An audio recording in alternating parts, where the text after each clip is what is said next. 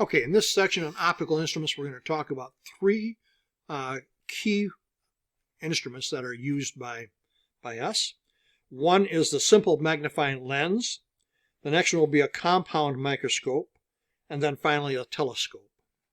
So, first of all, the angular magnification of a simple magnifying lens is m theta equals 25 centimeters over f, a simple magnifier, okay? F is the focal length of the lens, and this is the reference value for a near point value. This is you can tell that Newton was thinking of younger people when he was doing this, because this is typically a 20-year-old type, someone who's 20 years old, in terms of the length of what they're going to be utilizing, where they're going to be holding that magnifying glass.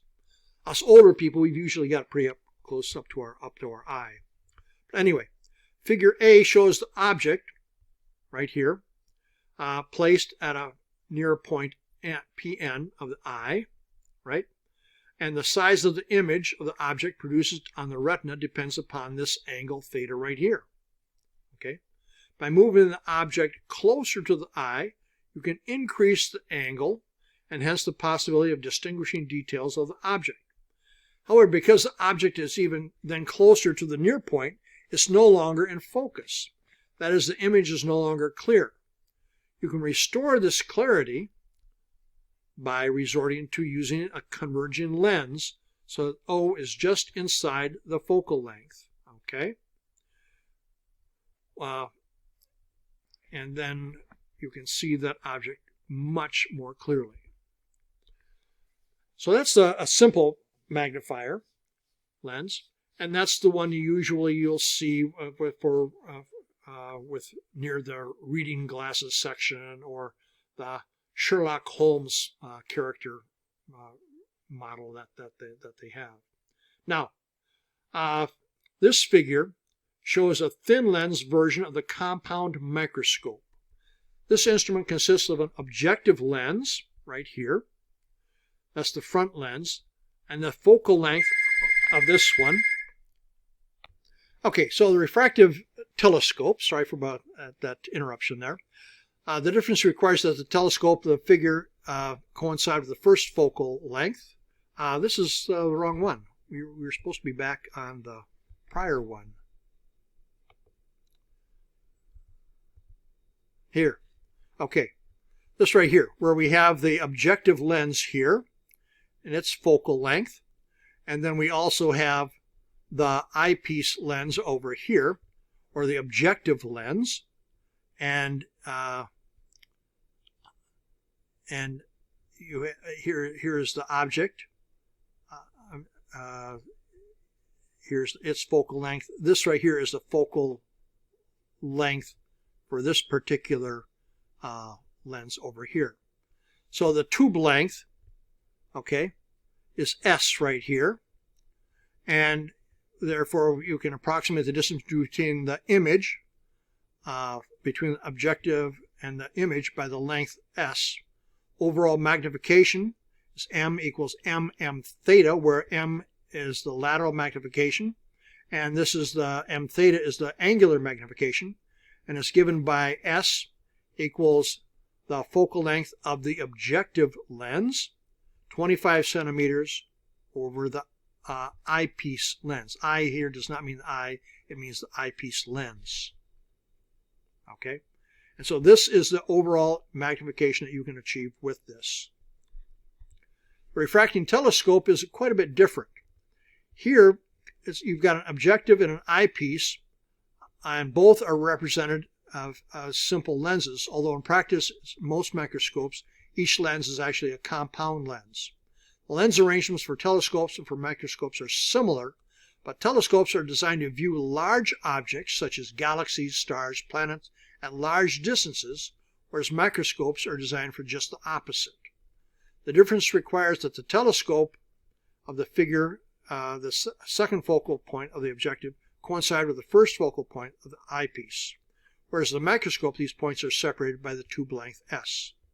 So for this one right here, the angular magnification of a refracting telescope is minus f of the objective lens minus divided by f of the focal length of the eyepiece lens, right? And this right here is the eyepiece focal length, and this right here is the objective focal length. And practical exercise: if the angular magnification of an astronomical telescope is 36 and the angular diameter of the objective is 75 millimeters, what's the minimum diameter of the eyepiece required to collect all the light entering the objective from a distant point source? And that's just that one equation we saw at the bottom of the 2 slides prior to this. And then we use the absolute values here. And instead of and we substitute D for these 2 right here. And so the diameter of the eyepiece needs to be D of the objective over m theta equals 75 over 36, or 2.1 millimeters. Okay, so we're looking at the diameter is of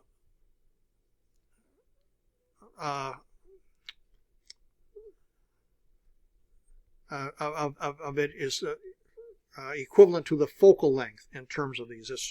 These are related to each other. Okay, because of and so the 1/2 value in each case just goes away. So practical exercise number 10. This figure down here shows the structure of an old film camera. A lens can be moved forward or back to produce an image on the film at the back of the camera.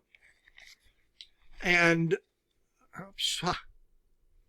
for a certain camera with the distance I between the lens and the film set, okay, objective, the focal length is 5 centimeters. Parallel length converge at the point of the image as shown.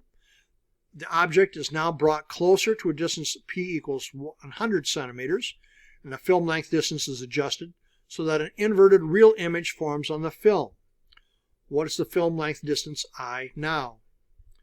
And same equation as we had before. 1 over the image distance, 1 over the focal point, minus 1 over the object location, equals 1 over 5 centimeters minus 1 over 100 equals 0.19. The reciprocal of this right here is 1 over 5.26 centimeters, so that the lens film distance now is 5.26 centimeters. And that ends it, this particular section. Continue on, answer the rest of the questions, and have those ready for Thursday, along with the problems for this chapter.